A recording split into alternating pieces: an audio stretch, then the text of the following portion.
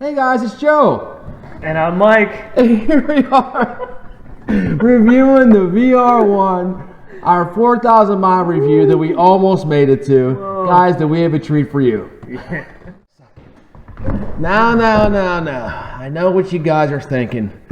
You're thinking by the looks of this that we went ahead and sold our VR1s and now we're riding Arctic Cats. No. Don't let this configuration confuse you.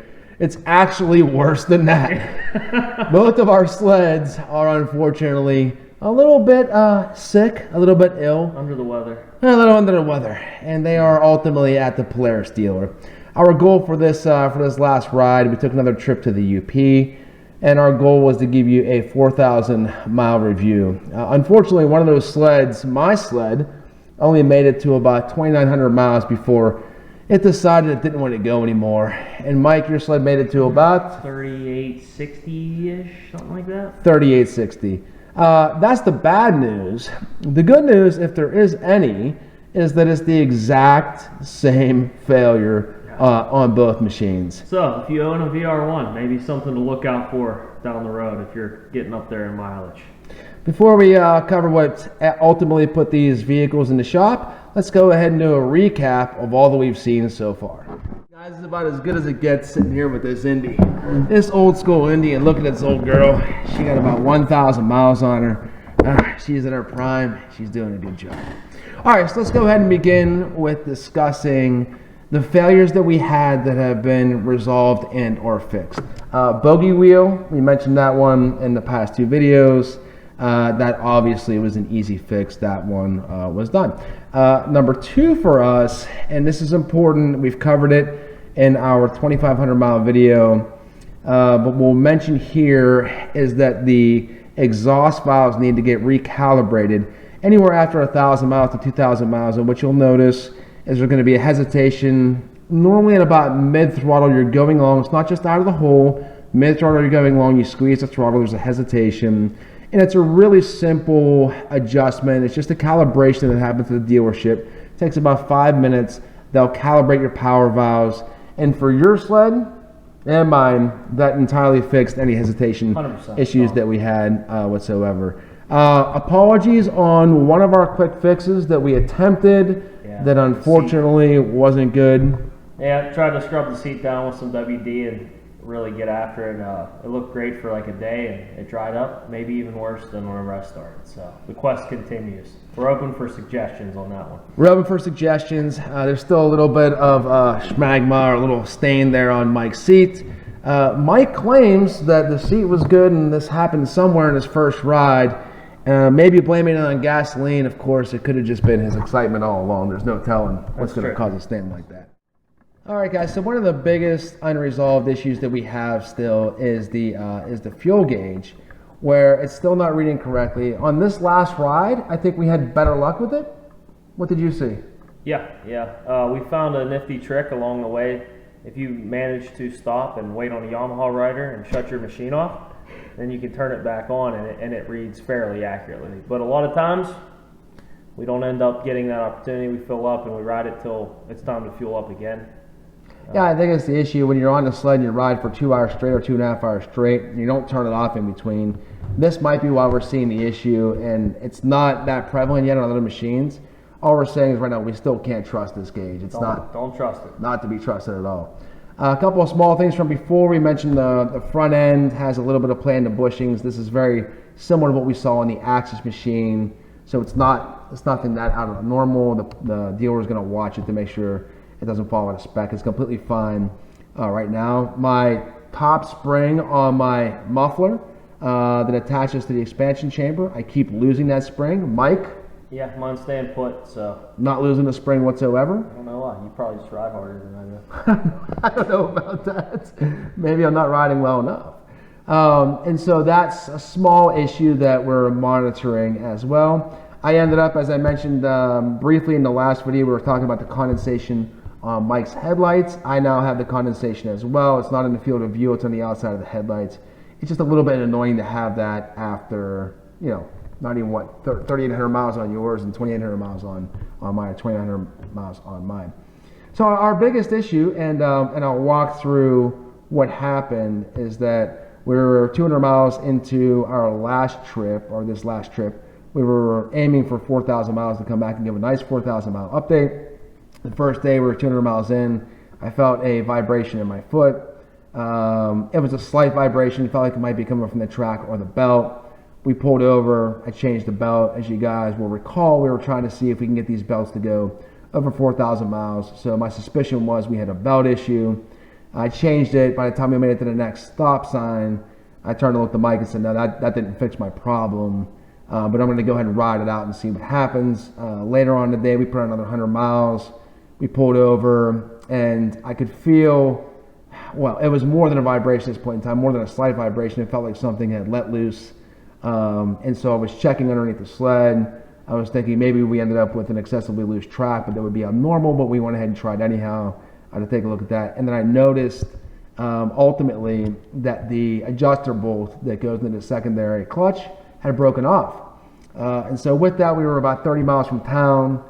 We went ahead and nursed this machine into town, going very slow to get it back in. We got some fuel, and ultimately I laid that evening pretty late thinking about what could have broken that bolt and why it broke. Apparently it's somewhat common to break that bolt. The good news is that the technician that works at our dealership, I was able to talk to him on the phone. He told me what bolt to get in case I couldn't get to a dealer.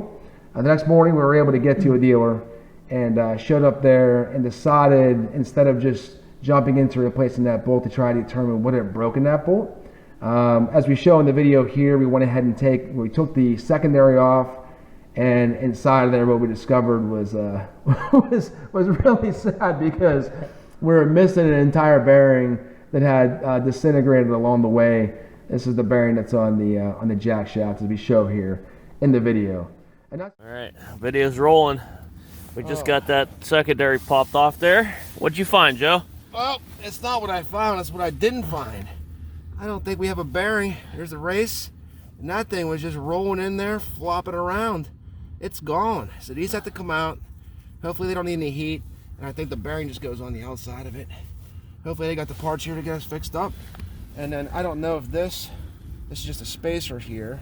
I don't want to lose this, so I'm going to pop this. That's the outside. That goes on that, sorry. That's the dust cover of That's the bearing. the bearing, yeah, sorry, that goes to the bearing. And she's gone.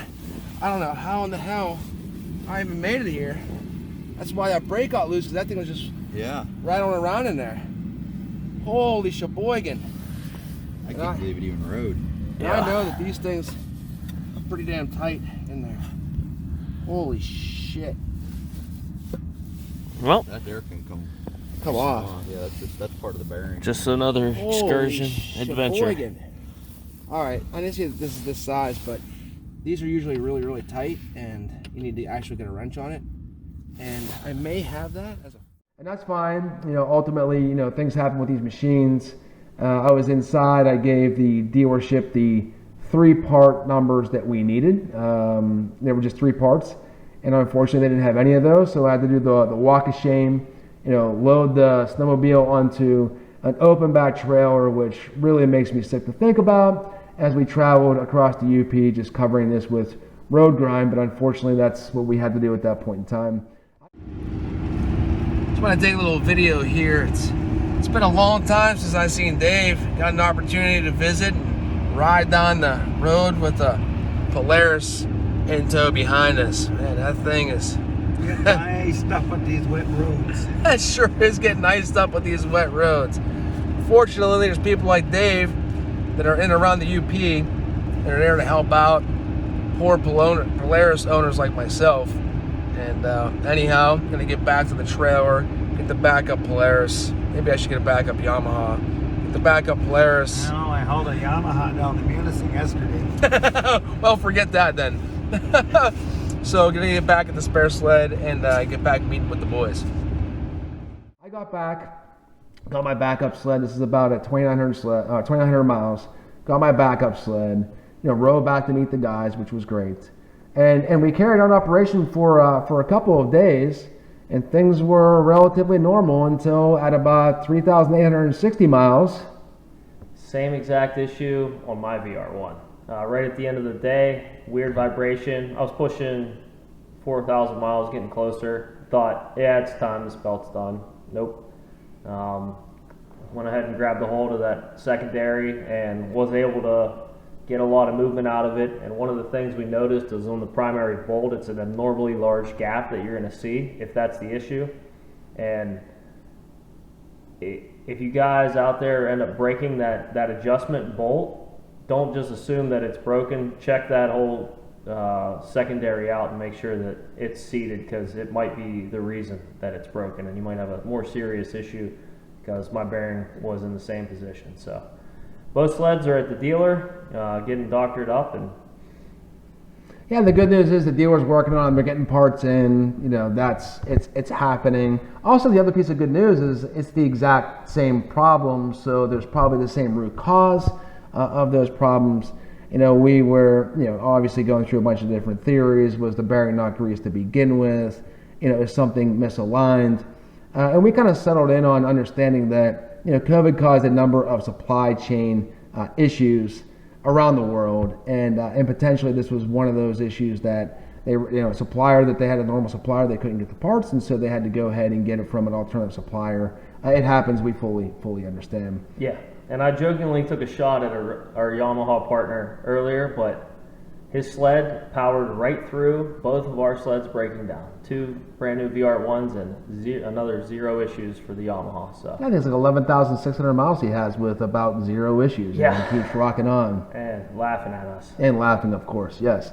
The only one small thing to note, and it came from a viewer of one of the other videos, is that it looks like the compression, the preload on the front suspension that we had on our machine. I did note that there wasn't any preload whatsoever.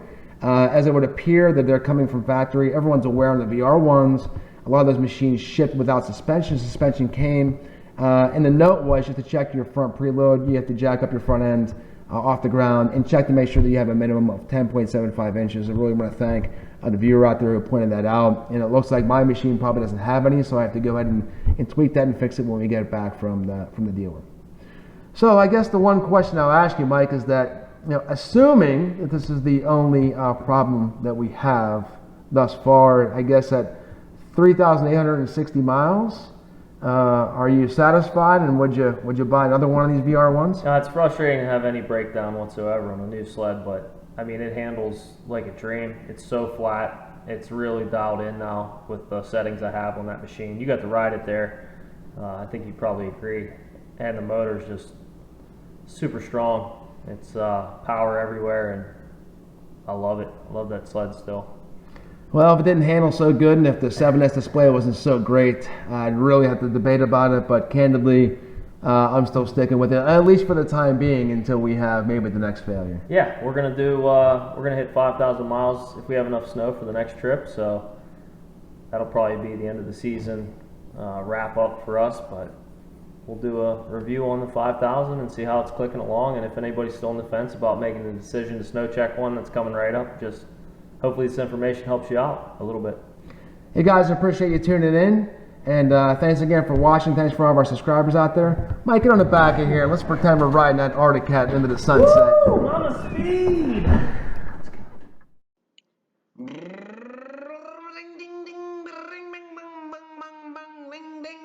bum,